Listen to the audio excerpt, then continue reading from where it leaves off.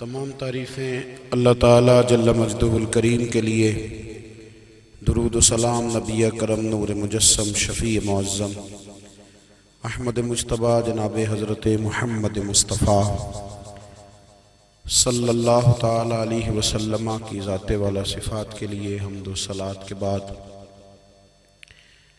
عزیز دوستو، بزرگوں اور بھائیوں، انسان کھائے پیے سوئے جاگے تو اس کے جسم کی ضروریات پوری ہوتی ہیں، لیکن جب وہ اللہ کا ذکر کرتا ہے، نماز پڑھتا ہے، دعا مانگتا ہے، استغفار پڑھتا ہے، درود و سلام کے گجرے پیش کرتا ہے، تو پھر اس کی روحانی ضروریات پوری ہوتی ہیں۔ آج جس زمانے میں ہم وقت گزار رہے ہیں، لوگوں کی جسمانی ضروریات پوری کرنے کے لیے، غذائی ضروریات پوری کرنے کے لیے بہت سارے بندوبست کیے جا رہے ہیں، لیکن جتنا لوگ اپنی ظاہری ضروریات میں خود کفیل ہوتے جا رہے ہیں، اتنا ہی زیادہ وہ روحانی طور پر کمزور ہوتے جا رہے ہیں۔ گھنٹوں بیٹھ کر گپ شپ کرنے والے لوگوں کے لیے تھوڑی دیر بھی ذکر الہی کرنا مشکل ہو جاتا ہے۔ لمبی چوڑی باتیں کرنے والے، لمبے چوڑے دلائل دینے والے لوگ اور سمجھدار لوگ اور سیانے لوگ عبادت کے معاملے میں سستی کرتے ہیں، عمل کے مسئلے میں کمزور ہو جاتے ہیں۔ تسبیحات کرنا، وظائف پڑھنا، درود و سلام پڑھنا، کم بولنا، سچی بات کرنا، صبر سے رہنا، شکر کو اپنانا، قناعت اختیار کرنا، حسد، بغض، عداوت سے بچنا، یہ لوگوں کے لیے مشکل ہو جاتا ہے۔ پھر اس کا نقصان یہ ہے کہ معاشرہ ایک عجیب سی بے سکونی اور بے قراری کا شکار ہے۔ جیب میں بہت زیادہ پیسے رکھنے والا، خوش شکل نظر آنے والا، پیٹ بھر کے روٹی کھانے والا شخص بھی ڈھونڈتا پھرتا ہے کہ آخر میں پریشان ہوں کیوں۔ آپ انسانیت کی تاریخ پڑھیں گے تو آپ کو معلوم ہوگا کہ انسان نے کبھی پتھر کی پوجا کی، کبھی معاذ اللہ چاند سورج کی، درختوں کی، بتوں کی پوجا کی۔ معاذ اللہ یہ غلط ڈائریکشن پہ تو چڑھ گیا، لیکن ایسا نہیں ہے کہ کوئی بندہ دنیا میں آیا ہو اور کسی کی اس نے عبادت نہ کی ہو۔ اس لیے کہ اللہ تبارک و تعالیٰ نے جس طرح ہمارے جسم میں کھانے کی طلب رکھی ہے، پینے کی طلب رکھی ہے، سونے کی طلب رکھی ہے، اسی طرح اللہ تعالیٰ نے عبادت کے لیے طلب رکھی ہے جسم میں۔ یہ تو ہوا کہ انسان گمراہ ہو گیا، غلط رستوں پہ چل نکلا، اس نے جھوٹے معبودوں کی طرف معاذ اللہ توجہ کر لی، لیکن وہ کسی نہ کسی کے سامنے جھکتا رہا، چونکہ اس کے وجود میں طلب تھی، شوق تھا اسے کہ وہ عبادت کرے۔ اللہ تبارک و تعالی جب مسلمان کو توفیق دے اور اللہ کی بارگاہ کی جانب وہ رجوع کرے، تو پھر اس کا رویہ یہ ہونا چاہیے کہ اس کی توجہ ہو اللہ کی جانب۔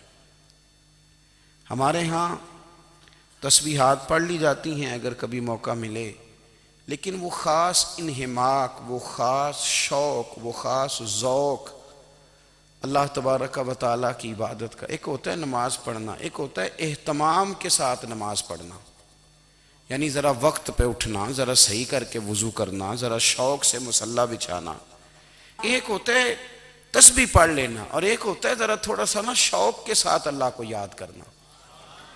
آپ کبھی جو میں نے آیہ کریمہ پڑھی، اس کی آپ شان نزول دیکھیں، نبی کریم صلی اللہ تعالیٰ علیہ وسلم کے نا کچھ صحابہ اللہ کی محبت کے شوق میں حضور کی بارگاہ میں حاضر ہوئے، اور انہوں نے آ کے عرض پتہ کیا کیا؟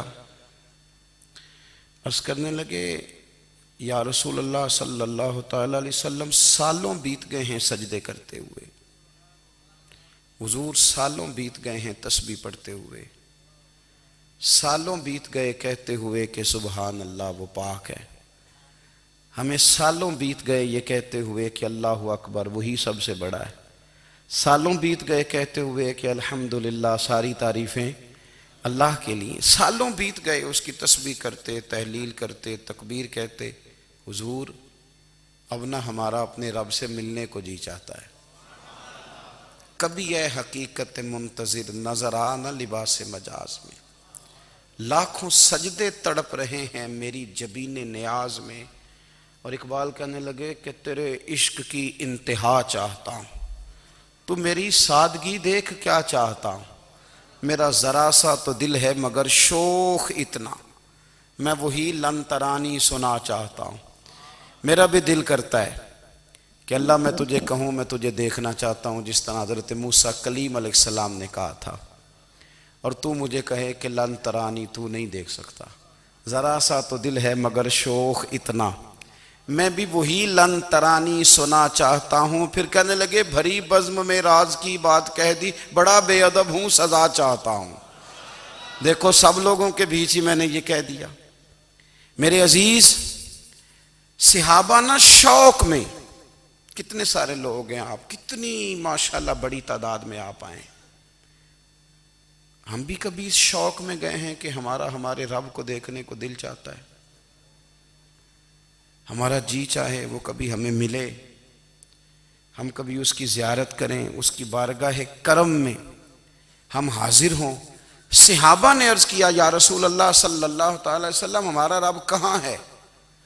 ہمارا نا اپنے رب کو دیکھنے کو جی چاہتا ہے۔ جب صحابہ نے یہ عرض کیا تو اللہ نے قرآن مجید نازل کیا، فرمایا وَإِذَا سَأَلَكَ عِبَادِي أَنِّي فَإِنِّي قَرِيبٌ، محبوب جب میرے بندے آپ کی بارگاہ میں آ کے میرے بارے میں پوچھیں نا تو ان سے کہہ دینا میں ان کے قریب ہی ہوں، قریب ہی ہوں۔ دلیل کیا ہے؟ بھائی اذا دان، یہ جب بھی مجھ سے دعا مانگیں گے میں ان کی دعاؤں کو قبول فرماؤں گا، میں ان کے قریب ہوں، میں ان کے قریب ہوں، یہ جب بھی دعا مانگیں گے نا میں قبول کروں گا، میں ان کے قریب ہوں۔ اللہ تبارک و تعالیٰ کے بندے اللہ سے محبت کرتے، رب کی بارگاہ میں جھکتے، اس کو اپنے دکھ سناتے، اس کے پیارے محبوب صلی اللہ تعالیٰ علیہ وسلم کا وسیلہ لے کے اس کے حضور حاضر ہو جاتے، پیشانیاں سجدوں سے روشن ہوتی۔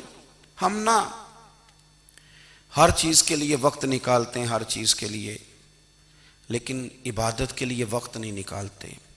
ہر شے آباد ہے، ہر شے، ہماری فیس بک بھی آباد ہے، واٹس ایپ بھی آباد ہے، ہمارے ٹویٹر بھی آباد ہیں، ہماری ہر چیز آباد ہے، سب سے کم آباد ہمارا مصلی رہ گیا ہے، سب سے کم۔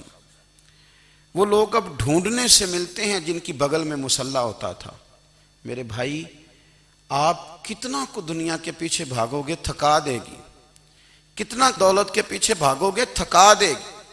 آپ جب اپنی زندگی میں جمع تفریق کرو گے نا تو مرتے وقت احساس ہوگا کہ سارا کچھ تو لوگوں کے لیے کیا، اپنے لیے تو کر ہی کچھ نہیں سکے۔ اور ہم عبادت کے معاملے میں بہانے بازی بھی کرتے ہیں، ہم کہتے ہیں اوہو رزق کمانا بھی تو عبادت ہی ہے نا، تو میں حلال روزی کے لیے جا رہا ہوں یہ بھی تو عبادت ہے نا۔ میری طرح کے لوگ کہہ دیتے ہیں کہ میں سویرے اٹھ کے مدرسے میں کچھ اسباق دیکھتا ہوں تو یہ بھی تو عبادت ہے، میں بیان کرنے کے لیے مطالعہ کرتا ہوں تو یہ بھی تو عبادت ہے نا، اتنے لمبے سفر کر کے ملک میں دنیا میں گھومتا ہوں تو یہ بھی تو میں عبادت ہی کر رہا ہوں۔ اب اسپیشل نفلوں کے لیے وقت کس طرح نکلے، اسپیشل کر کے تسبیح میں کیسے چلاؤں، میں سارا کچھ ہم بہانے بنا لیتے ہیں نا۔ میرا سوال یہ ہے کہ یہ ساری باتیں صحابہ کو، نبی کریم کو، دیگر لوگوں کو بھی تو پتہ تھی نا، لیکن آپ غور تو کریں 23 سال حضور کو وقت ملا، مختصر وقت ظاہراً تبلیغ کرنے کے لیے، پوری دنیا میں دین بھی پھیلانا ہے۔ گھر میں 11 ازواج ہیں، 4 بیٹیاں ہیں، ان کی اولادیں، سارے کام کاج بھی دیکھنے ہیں، لیکن سیدہ طیبہ طاہرہ حضرت عائشہ صدیقہ رضی اللہ تعالیٰ عنہ فرماتی ہیں سارا دن تبلیغ کرتے، ہر غلام کے دکھ سنتے، گھر میں آتے تو اپنے گھر والوں کا خیال کرتے، کام میں ہمارا ہاتھ بٹاتے۔ قربان جاؤں، کہتی ہیں زمانہ سارا سو جاتا لیکن آمنہ کے لال مصلی بچھا لیتے۔ دنیا سو گئی ساری، سب سو گئے، جو خدام تھے، وہ جو غلام تھے، وہ سو گئے۔ صحیح مسلم میں لفظ ملیں گے، سیدہ پاک فرماتی ہیں او میرے نبی کے غلاموں، میں نے یہ رنگ بھی دیکھا ہے کہ حضور نے اتنا کھڑے رہے، اتنا قیام کیا، اتنا قیام کیا کہ مقدس پیروں میں ورم آ گئے، سوج گئے پیر، اتنے بڑے۔ دل پہ ہاتھ رکھ کے نہیں بتا سکتا کہ میرے کبھی نماز میں پیر سوج گئے ہوں، کوئی نہیں بتا سکتا۔ بچوں کی روٹی کماتے تھک گئے بات الگ ہے، ہم سیر کرنے گئے تو تھک گئے بات الگ ہے، لیکن عبادت میں یہ بھی تو مسلم شریف ہے نا، یہ بھی تو دین ہے نا، یہ بھی تو حضور کی سنت ہے، یہ بھی تو وہ چیز ہے جو کریم کی آنکھوں کی ٹھنڈک ہے۔ سیدہ فرماتی ہیں پیروں میں ورم آ گئے، اور ساری رات ہی حضور نے نماز پڑھی اور ایک ہی آیت بار بار دہرائی۔ مسجد نبوی میں بلال حبشی نے فجر کی اذان دے دی اور حضور ابھی مصلی پہ تھے، کریم فارغ ہوئے۔ میں نے عرض کی یا رسول اللہ صلی اللہ علیہ وسلم، آپ کے تو صدقے اللہ اگلے پچھلوں کے گناہ معاف کرے گا، تو آپ اتنی آہوزاری کیوں فرماتے ہیں؟ آپ تو شفیع ہیں، آپ تو انبیاء کے امام ہیں۔ تو حضور نے فرمایا عائشہ تم نے گنوایا ہے نا میرے اللہ کی مجھ پر کتنی رحمت ہے، افلا اکون عبدا شکورا، فرمایا اگر اس نے اتنی نعمتیں دی ہیں تو کیا میں اس کا شکر گزار بندہ نہ بنوں؟ میں شکر گزار بندہ نہ بنوں اس کا؟ پھر اگر اتنی نعمتیں اس نے دی ہیں، مجھے اتنا نوازا ہے، تو پھر میں اس کے سامنے سجدے نہ کروں؟ او میرے بھائی، بڑے قابل فخر لوگ ہیں ہم کہ ہم نبی پاک کے غلام ہیں، ہم قابل فخر ہیں کہ نبی کریم کے غلام ہیں۔ کیا کبھی اس غلامی کے شکرانے میں بھی 2 نفل پڑھے کہ یا اللہ تیرا شکر ہے تو نے ہمیں حضور کا غلام بنایا ہے؟ یاد رکھیں کہ اپنی روحانی زندگی کو آباد کریں، استغفار پڑھیں، تسبیحات کریں۔ حضرت عبداللہ ابن عمر رضی اللہ تعالیٰ عنہ حضرت عمر کے صاحبزادے، مکہ مکرمہ میں ان کی قبر ہے۔ میں نے جب انہیں پڑھا تو مجھے ان سے بڑا پیار ہو گیا، لیکن آپ کو پتہ ہے وہاں جا کے کسی شخص کا مزار تلاش کرنا یا پوچھنا ایک مشکل کام ہوتا ہے۔ تو ایک دفعہ میں مکہ شریف میں حاضر تھا، تو ایک گاڑی والا ڈرائیور مجھے کہنے لگا کہ مولانا میں آپ کو جانتا ہوں، مجھے آپ سے محبت ہے، ایک بات بتاؤں آپ کو؟ میں نے کہا بتاؤ۔ کہنے لگے حضرت عبداللہ ابن عمر کی قبر دیکھنی ہے۔ میں نے کہا یہ تو نہیں کہہ رہا، یہ کسی نے بندوبست کرایا ہے، یہ اللہ نے تیرے دل میں بات ڈالی ہے، یہ ہو گیا تو لے چل مجھے۔ حضرت عبداللہ ابن عمر کو نبی پاک نے فرمایا تھا راجل صالح، یہ نیک بندہ ہے، یہ متقی آدمی۔ حضرت عبداللہ ابن عمر رضی اللہ تعالیٰ عنہ سیدنا فاروق اعظم رضی اللہ تعالیٰ عنہ کے صاحبزادے ہیں، اور ان کی ہمشیرہ سیدہ حفصہ رضی اللہ تعالیٰ عنہ حضور کی زوجہ محترمہ ہیں۔ ایک دن اپنی ہمشیرہ سے کہنے لگے کہ نبی کریم صلی اللہ تعالیٰ علیہ وسلم گھر میں آئے نا، اور اگر حضور غم امت میں پریشان نہ ہوں، طبیعت کو حشاش بشاش دیکھو، تو ذرا پوچھنا تو صحیح حضور کا میرے بارے میں کیا خیال ہے، پوچھنا تو صحیح کہ کریم کی بارگاہ میں میرا کیا مقام ہے، میرے بارے میں حضور کیا فرماتے ہیں۔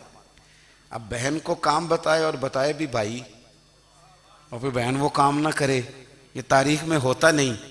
حضرت عمر فاروق رضی اللہ تعالیٰ عنہ کی صاحبزادی ام المومنین رضی اللہ تعالیٰ عنہ فرماتی ہیں کہ میں تو بس منتظر تھی، انہوں نے تو کہا تھا نا کہ اگر تم حشاش بشاش دیکھو تو بات کرنا، لیکن حضور تشریف لائے، میری باری تھی، میرے گھر تشریف لائے، کھانا پیش کیا تو فوراً میں نے عرض کی حضور ایک بات پوچھنی تھی۔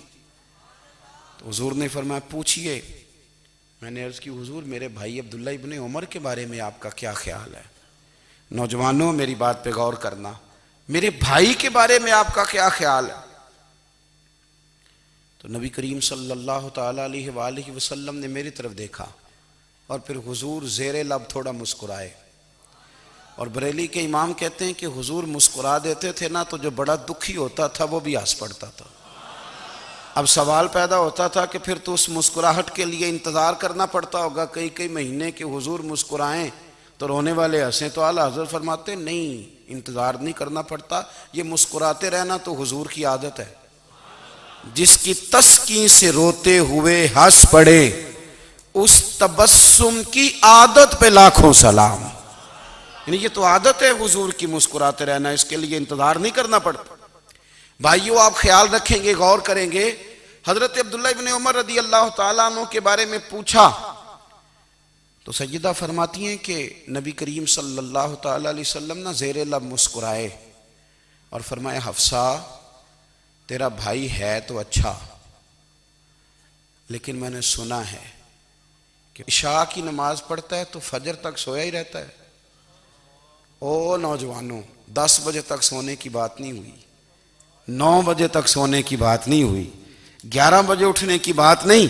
حضور فرمانے لگے میں نے سنا ہے کہ عشاء کی نماز پڑھ کے سو جاتا ہے اور فجر تک سویا ہی رہتا ہے، اسے چاہیے کہ تہجد کے وقت اٹھا کرے، اللہ کی بارگاہ میں حاضر ہوا کرے، آہوزاری کرے، سجدے کرے، عبادت کرے، اٹھتا ہے اور فجر میں جا کے اٹھتا ہے۔ حضرت جناب حفصہ رضی اللہ تعالیٰ عنہ کہتی ہے میں نے جناب عبداللہ ابن عمر کو پیغام دیا اور میں نے کہا میرے جوان بھائی سن، نبی پاک نے فرمایا ہے تو اچھا پر تہجد میں نہیں اٹھتا، نفل نہیں پڑھتا۔ او میری ملت کے جوانوں، مزہ نہیں آ جاتا جب ساری دنیا سوئی ہو، ساری دنیا، اور بستر بھی گرم ہو اور نیند بھی پورا غلبہ کر رہی ہو، اور اچانک گھنٹی بجے دماغ میں، آنکھ کھلے، گھڑی پہ نظر پڑے، 3:30 4 بجے کا پیغام گھڑی بتائے، اور کوئی چڑھتی جوانی والا اٹھ کے وضو کرے، اور جب وہ مصلی کھول کے بچھائے تو مدینے والے محبوب کہتے ہیں کہ ہر نماز پہ رب ثواب دیتا ہے، اور جو اٹھ کے تہجد کی نماز پڑھے اسے دیکھ کے تو رب مسکراتا ہے، جو اس کی شان کے لائق ہے، جو اس کی شان کے لائق، وہ مسکراتا ہے، خوش ہوتا ہے کہ میرا بندہ تہجد میں اٹھ گیا، وہ مسکراتا ہے۔ کاش ہماری صبحیں کبھی اپنے مالک کے نام ہو جائیں، کاش کے صبح۔ حضرت ابو الحسن رحمۃ اللہ تعالیٰ علیہ حضرت معاذ ابن جبل رضی اللہ تعالیٰ عنہ کے پاس بیٹھا کرتے تھے، فرماتے ہیں ان سے جو پیار بڑھا تو پھر میرا مصلی سے بھی بڑھ گیا۔ تابعی ہیں، فرماتے ہیں صحابی رسول سے محبت ہوئی تو ذکر سے بھی ہو گئی، پھر درود شریف سے بھی ہو گئی، محبت ان سے بڑھی تو پھر اللہ نے مسجد کا پیار بھی بڑھا دیا۔ آپ فرماتے ہیں کہ میری ہر وقت طبیعت چاہتی تھی کہ بس اللہ اللہ کروں، بس اللہ اللہ کروں، بس نہ میں ذرا تھوڑی جان چھڑاؤں لوگوں سے، کوئی 10 منٹ ملے تو میں کچھ 4 نفل پڑھ لوں، میں تھوڑا سا نہ بچوں لوگوں سے، اور مجھے تسبیح ملے تو میں نہ کچھ 400-500 دفعہ استغفار پڑھوں، سبحان اللہ، الحمدللہ، اللہ اکبر، لا حول ولا قوت الا باللہ، میں نہ تسبیحات پڑھوں۔ فرماتے ہیں کہ بچے تھے گھر میں 6-7، غربت تھی، کام ملتا کوئی نہیں تھا، اور میں کام چور نہیں تھا، کام ڈھونڈتا تھا، پر اللہ کی قدرت کے کام نہیں ملتا تھا۔ فرماتے ہیں کہ میں نے ایک دن اپنی اہلیہ سے کہا کہ آج میں پھر جاتا ہوں کام ڈھونڈنے، تو میری بیوی بڑی فرما بردار تھی، پر اس دن نہ غربت کے ہاتھوں تنگ آ کے کہنے لگی آج نانا کوئی تو چیز لے کے آیا، تو مجھ سے بچوں کی بھوک نہیں دیکھی جاتی، یہ سب روگاں دا روگ محمد جس دا نام غریبی، کنڈ بلا کے لنگ جاندے نہیں دوست یار قریبی، آج نہ کچھ لے کے آیا تو میں بچے لے کے میکے چلی جاؤں گی۔ شیخ فرماتے ہیں کہ میں بڑا پریشان گھر سے نکلا، پر میں نے صبح سے لے کے زور تک کام ڈھونڈا، کام ملا کوئی نہیں، تو میرے دل میں خیال آیا چلو کام نہیں ملتا تو اللہ اللہ تو کرے نا، چلو بندوں کی مزدوری نہیں ملتی تو رب کریم کی عبادت ہی کرتے ہیں۔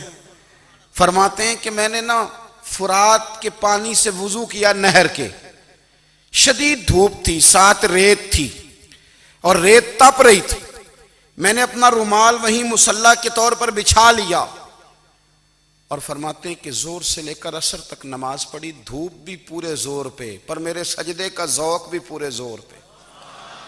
فرماتے ہیں سورج بھی چمک رہا ہے اور رب کی عبادت کا ذوق بھی پورے زور پہ، میں سجدہ کروں تو پھر میرا اٹھانے کو جی نہ چاہے، میرے استاد لکھا کرتے تھے، یہ ان کا شعر ہے، وہ کہا کرتے تھے مجھے سوز دے، مجھے ساز دے، اور مجھے نیم شب کا نیاز دے، دم سجدہ خود کو میں توڑ دوں، مجھے ایسا ذوق نماز دے۔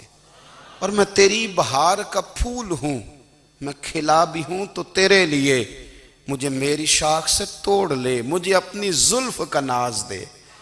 بھائی فرماتے ہیں کہ عصر تک میں نے نفل پڑھے، دل ڈھلنے لگا، عصر کی نماز پڑھی اور میں وہاں سے چلا۔ اب میں جب نکلنے لگا تو دل میں خیال آیا کہ چھوٹی چھوٹی دیواریں ہیں گھر کی، بغیر کچھ لیے جاؤں گا تو بیوی دور سے دیکھے گی تو شور کرے گی کہ پھر خالی ہاتھ آ گیا ہے۔ کہتے میں نے اپنی اسی رومال میں جس پہ میں نے نماز پڑھی تھی نا، رومال میں کی آخی دے پنجابی جو صافہ کہتے ہیں، اسی میں نا میں نے کچھ ریت بھر لی کہ وہ دور سے دیکھے گی تو سمجھے گی کچھ لے کے آیا ہے، چلو جا کے اسے بتا دوں گا کہ آج پھر مزدوری نہیں ملی۔ کہتے ہیں وہ ریت لے کر جب میں گھر میں گیا تو پہلے بیوی دروازے پہ کھڑی ہوتی تھی، پوچھتی تھی خالی ہاتھ آ گئے ہو؟ آج میں نے دیکھا تو ہے ہی کوئی نہیں۔ فرماتے ہیں میں اندر داخل ہوا، سلام لیے، کونے میں میں نے وہ رومال رکھ دیا اور میں نے آواز دی کہ بھلی مانس کہاں ہو؟ تو وہ کہنے لگی آپ منہ ہاتھ دھو لیں، میں روٹی لے کے آئی۔ میں نے کہا روٹی کہاں سے آ گئی؟ یہاں تو کئی دنوں کے فاقے، تو کئی دنوں کی غربت ہے، یہاں تو اس گھر میں تو فقیری ہے۔ فرماتے ہیں کہ وہ روٹی لے کے آئی اور اس وقت کی جو موجودہ نعمتیں تھیں، سمجھ لیں سلاد، اچار، ہر چیز ساتھ لائی۔ میں نے کہا کہ بچے کہاں گئے؟ کہنے لگی وہ کھانا کھا کے کھیلنے گئے، آپ کھانا کھا لیں آ جاتے۔ کھانا اس نے چن دیا۔ میں نے حیرت انگیز لہجے میں ساری نعمتیں اپنے دسترخوان پہ دیکھ کر کے بیوی سے پوچھا یہ کہاں سے آیا کھانا؟ بچوں کو تو نے کہاں سے کھانا کھلایا؟ یہ سارا کچھ کیسا ہے؟ تو کہنے لگی پتہ نہیں آج آپ کس کریم کی مزدوری کرنے چلے گئے تھے، پتہ نہیں کس کریم کی، میرے گھر میں تو اتنی نعمتیں آئی ہیں کہ مجھ سے سنبھالی نہیں جا رہی، اتنا اناج ہے، اتنا گندم ہے، کس کریم کے دروازے آج چلے گئے تھے؟ یہ کہتے کہتے وہ اٹھی اور اٹھ کر کے کہنے لگی پہلے بڑا کچھ آیا تھا، اب کیا لے آئے ہو؟ اور جا کر کے نا اس نے وہ ریت والا رومال کھولا، کہنے لگے میں تو لے کے آیا تھا ریت، تو میرے رب نے اسے بھی سونے اور ہیرے بنا دیا تھا۔ جب آپ کی توجہ اللہ کی جانب، میرے نبی پاک صلی اللہ تعالی علیہ وسلم نے فرمایا ہر چیز اپنے رب سے مانگ، ہر چیز مانگ، ہر چیز مانگ۔ یا رسول اللہ کیا کچھ؟ میرے محبوب نے فرمایا تیرے گھر میں نمک بھی ختم ہو جائے تو وہ بھی اپنے رب سے مانگا کر، تو مانگنا وہ تجھے دے گا، تو اس کی بارگاہ میں کشکول طلب دراز تو کرنا۔ اور ترمذی شریف میں عجیب لفظ ہیں، رسول کائنات نے فرمایا، رب کریم فرماتا ہے جب میرا بندہ ہاتھ اٹھاتا ہے نا تو مجھے حیا آتی ہے کہ میں خالی کیسے لوٹا دوں اس کے، اتنے بڑے بادشاہ کی بارگاہ میں۔ او بھائی لوگوں سے عزتیں تلاش کرتے ہو تو وہ کیا تمہیں عزت دیں گے؟ وہ تو کل اچھا کہتے ہیں پرسوں برا کہنے لگ جاتے ہیں۔ لوگوں کے سامنے گڈ بک میں آنا چاہو گے تو وہ تو سویرے تمہارے بارے میں کچھ کہیں گے، شام کچھ اور کہیں گے۔ اپنی روحانی زندگی آباد کریں، اپنے مصلے کو وقت دیں، اور دنیا سے چھپ کر اس موبائل کو بند کر کے اور اپنے آپ سے بھی چھپ کے اور تنہا ہو کے چھپا کے سارا کچھ اپنے آنسو اپنے رب کی بارگاہ میں پیش کریں، اس کے حضور حاضری دیں۔ سنو نا ترمذی کی حدیث، اور اسے یاد رکھنا، نبی پاک علیہ السلام نے فرمایا اپنے دکھ لوگوں کے سامنے نہ بیان کرنا، سیٹھوں نوابوں کو نہ بتاتے پھرنا، دنیا داروں کے سامنے جا کے نہ رونا کہ میں تکلیف میں ہوں۔ فرمایا اگر دنیا داروں کو دکھ بتاؤ گے رب تمہیں کبھی غنی نہیں کرے گا، اور لوگ ہیں کہ الٹا مذاق اڑائیں گے۔ آپ کی جس سے بڑی پکی یاری ہے نا، پکی، وہ تب تک پکی ہے جب تک آپ نے 50,000 مانگا نہیں، اور جس وقت آپ نے کہہ دیا کہ میں مجبور ہوں میری مدد کر تو پھر ختم ہو گئی دوستی۔ لوگوں کی تعلقات آپ کے ساتھ تب تک ہیں جب تک آپ ان سے کوئی ضرورت وابستہ نہیں کرتے۔ کریم محبوب فرمانے لگے بندوں کے سامنے دکھ نہ بیان کرنا، اللہ تجھے کبھی غنی نہیں کرے گا۔ تو اپنے دکھ اپنے رب کو بتا، تو دعائیں مانگ، تو اس کی بارگاہ میں حاضر ہو، تو اس کے حضور عرض کر۔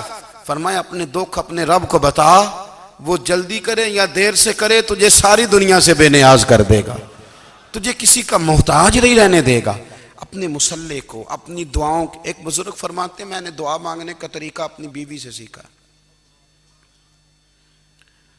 دعا مانگنے کا طریقہ اپنی، سیکھنے والے تو اپنے بچوں سے بھی سیکھ لیتے ہیں، سیکھنے والے تو ہر ایک سے سیکھتے ہیں. وہ کہتے ہیں میں نے دعا مانگنے کا سلیقہ اپنی بیوی سے سیکھا ہے. حضرت وہ کس طرح؟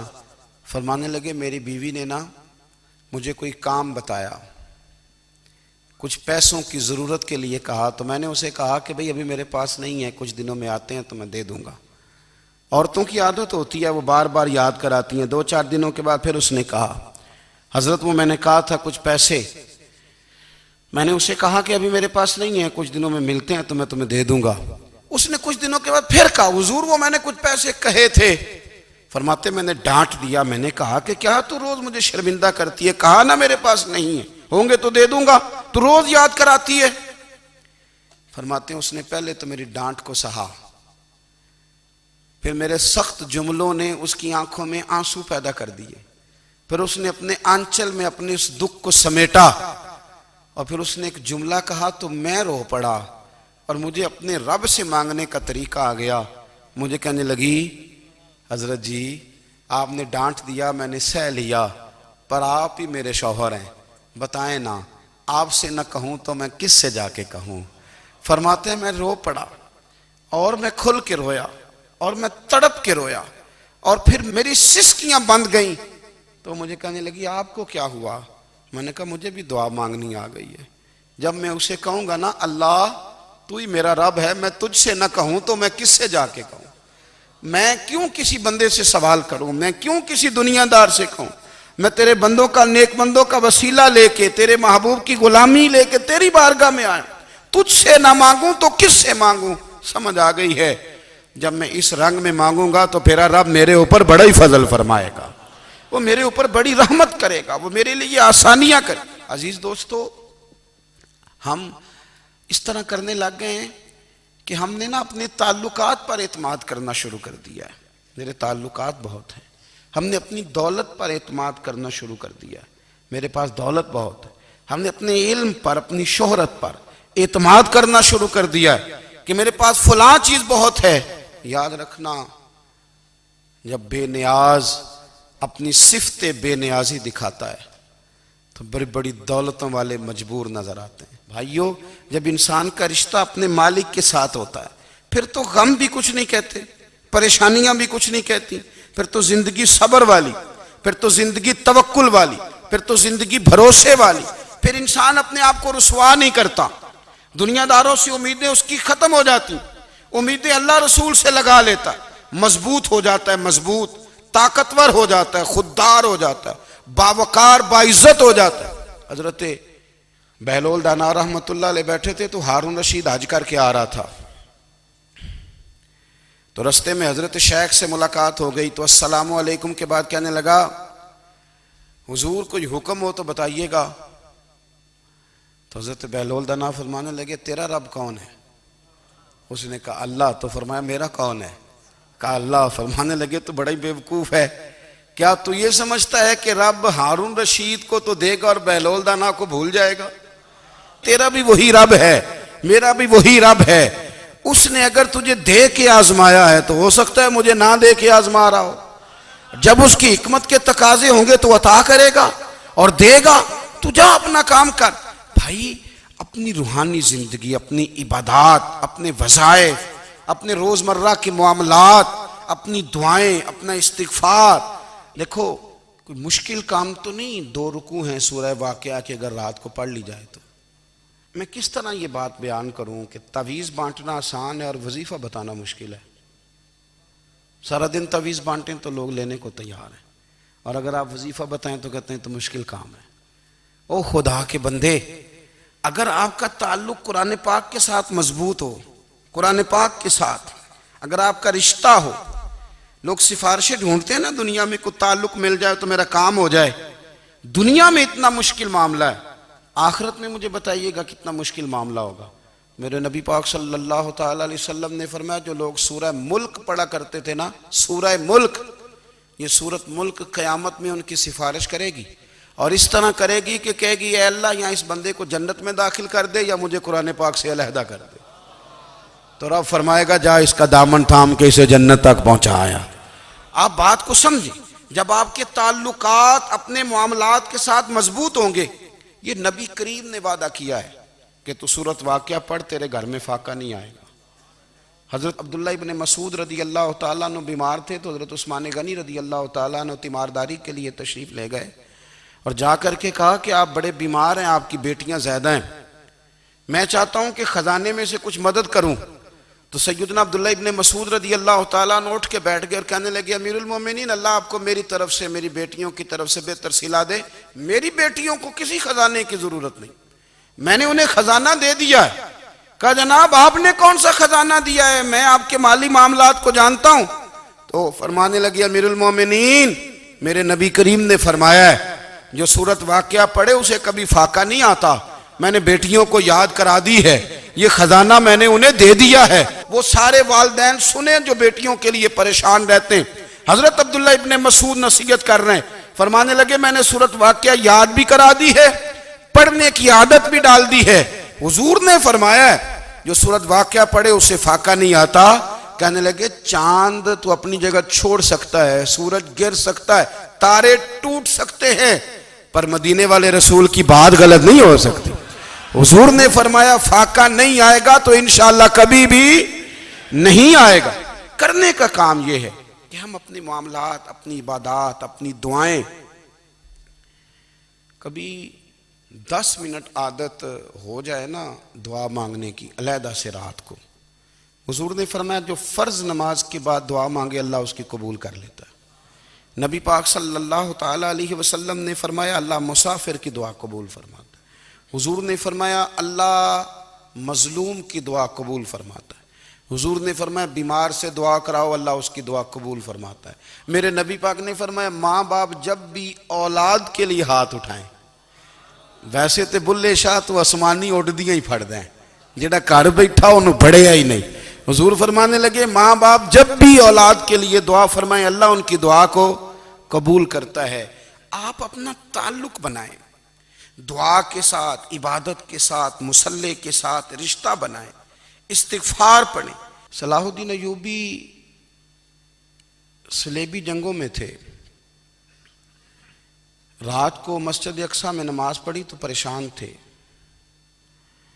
ایک بزرگ سے ملاقات ہوئی تو وہ کہنے لگے کہ آپ بڑے پریشان ہیں۔ کہنے لگے حضور پریشان اس لیے ہوں کہ پہلے ہی مسلمان کمزور ہے، اب میں نے سنا ہے دشمن کا ایک بحری بیڑا وہ جنگی سامان سے بھرا ہوا آ رہا ہے، تو اب ان کے پاس اور تلواریں اور نیزے آ جائیں گے، مسلمانوں کے پاس پہلے ہی وسائل کی کمی ہے، پریشان ہوں کس طرح کر کے مقابلہ کریں گے۔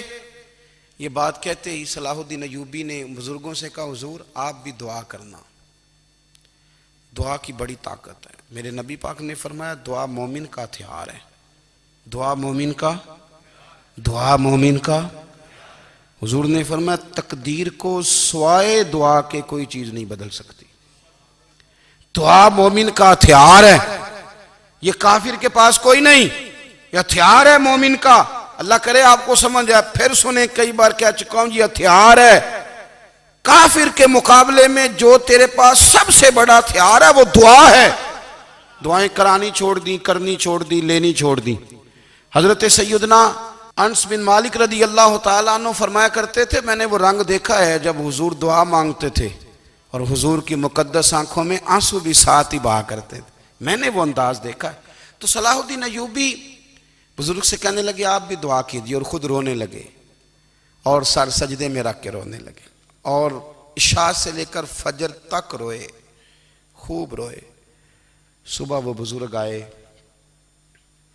تو صلاح الدین ایوبی کا خوبصورت اور ہنستا ہوا چہرہ دیکھا، کہنے لگے آپ بڑے خوش ہیں، رات تو میں نے بڑے روتے ہوئے دیکھا تھا۔ تو کہنے لگے حضور وہ جو بحری بیڑا آ رہا تھا نا وہ پانی میں ڈوب گیا ہے، اب وہ نہیں آ رہا، ابھی خبر آئی ہے تو میں بڑا خوش ہوں۔ بزرگ کہنے لگے اٹھ سینے سے لگ، اور سن ایک بات، وہ بحری بیڑا پانی میں نہیں ڈوبا، وہ تیرے آنسوؤں میں ڈوب گیا ہے۔ وہ جو تو رات رویا ہے نا رب کریم کی بارگاہ میں تو وہ ڈوب گیا ہے۔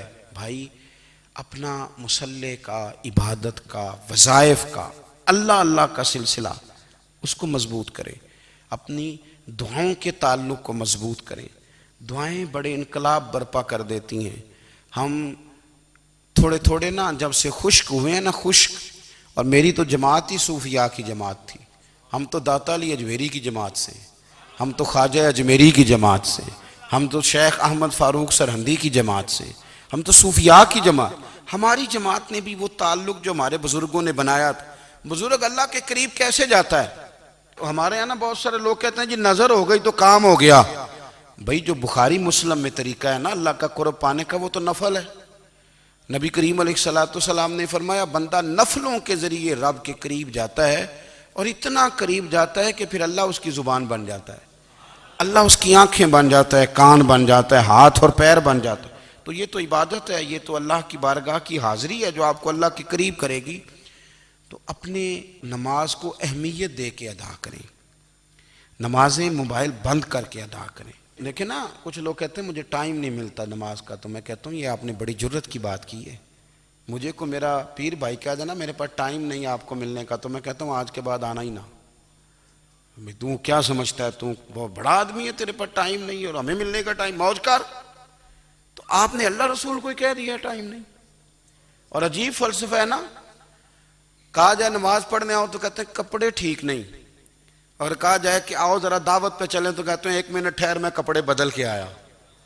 نماز کے لیے کہا تو کہتا ٹھیک نہیں، دعوت کے لیے کہا تو کہتا میں ذرا تیاری کر لوں، یوں جانا مناسب نہیں۔ یہ معاملہ ٹھیک نہیں۔ رب تو فرماتا ہے کہ جب تو مسجد میں آ تو زینت اختیار کر کے آ، خوب ذوق سے دعا مانگیں، خوب شوق سے نماز پڑھیں، خوب استغفار کا مزاج بنائیں۔ آپ لوگوں کے بیچ رہ کے سوکھ حاصل کرنا چاہتے ہیں، لیکن آپ کو پتہ ہے کئی مہینے غار حرا میں رہنا بھی مدینے والے محبوب کا طریقہ ہے۔ ہر سال اعتکاف بیٹھنا الگ سے، یہ بھی حضور کا طریقہ ہے۔ مسجد نبوی کے اندر دروازہ کھلتا تھا نبی کریم کا، پر گھر کے اندر نفل پڑے نبی پاک، اور حضور فرماتے ہیں کچھ نفل نماز گھر میں بھی پڑھا کرو، گھر کو قبرستان نہ بناؤ۔ ہمارا گھر اللہ کے ذکر سے آباد ہوگا اگر ہم نماز پڑھیں گے نا۔ میں جب سنت پڑھنے کے لیے گھر میں کھڑا ہوتا ہوں تو میرا جو 2.5-3 سال کا بیٹا ہے نا، وہ بھی میرے ساتھ نماز پڑھنی شروع کر دے۔ اسے پتہ کوئی نہیں نماز کیا ہوتی ہے، لیکن وہ بھی نا سجدہ نہ بھی کرنا ہے تو ساتھ لیٹ ضرور جاتا ہے۔ پتہ چلا بچے لیکچر دینے سے نماز نہیں پڑھتے، نماز شروع کر دیں تو بچے بھی شروع کر دیتے ہیں۔ ہم جب پریشان ہوتے ہیں تو لیکچر دیتے ہیں، تو لیکچر تو باہر شاید چل جائے، گھر میں کیسے چلے گا؟ گھر میں تو عمل چلے گا۔ تو میرے عزیز، آج کے اس روحانی اجتماع میں ہمارے دوستوں نے جو محنت کی، ہم نے بار بار اپنی نیت سے پوچھا خدا ہمیں معاف کرے اگر کوئی ذاتی شہرت ہے، کوئی ہمارے ذاتی مفادات ہیں، رب ہمیں ہدایت دے۔ ہماری یہ خواہش تھی کہ روحانی اجتماع ہمیں تھوڑا سا اللہ اور اس کے رسول کے جانب مائل کرے، کچھ ہمارا رشتہ مصلی کے ساتھ مضبوط کرے۔